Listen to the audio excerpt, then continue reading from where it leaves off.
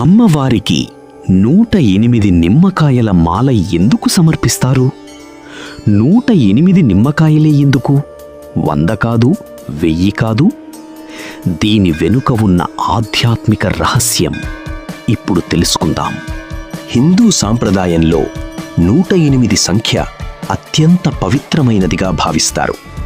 జపమాలలో 108 పూసలుండటం, మంత్రజపాన్ని 108 సార్లు చేయడం, అనేక పూజా విధానాల్లో 108 సంఖ్యకు ప్రాధాన్యమివ్వడం యాదృచ్ఛికం కాదు. ఈ సంఖ్య సంపూర్ణత, దైవస్మరణ, ఆధ్యాత్మిక సాధనకు ప్రతీకగా భావించబడుతుంది. నిమ్మకాయను శుద్ధి, మంగళం, దృష్టిదోష నివారణకు ప్రతీకగా అనేక ప్రాంతీయ సాంప్రదాయాలు భావిస్తాయి. అందుకే కొన్ని అమ్మవారి ఆలయాల్లో 108 నిమ్మకాయల మాలను సమర్పించే ఆచారం కనిపిస్తుంది. ఇది అమ్మవారి పాదాల వద్ద తన భయాలు, కష్టాలు, ఆందోళనలు సమర్పించి ఆశీర్వాదం కోరే భక్తి భావానికి ప్రతీకగా కూడా భావించబడుతుంది.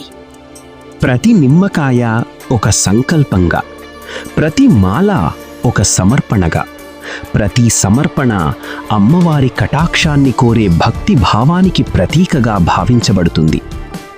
దీపాల వెలుగు, మంత్రోచ్చారణలు, ఆలయ వాతావరణం, భక్తి ఇవన్నీ కలిసి భక్తునిలో ప్రశాంతత, ఏకాగ్రతను పెంపొందిస్తాయని అనేక మంది అనుభవంగా చెబుతారు. అమ్మవారి ఆరాధన భక్తికి ప్రతీక. ఈ సంప్రదాయాన్ని భక్తితో స్వీకరించాలి, ఎగతాళితో కాదు. భక్తితో అమ్మవారిని వేడుకోండి. అమ్మదయ ఎప్పుడూ మీ వెన్నంటే ఉండి మిమ్మల్ని కాపాడుతుంది.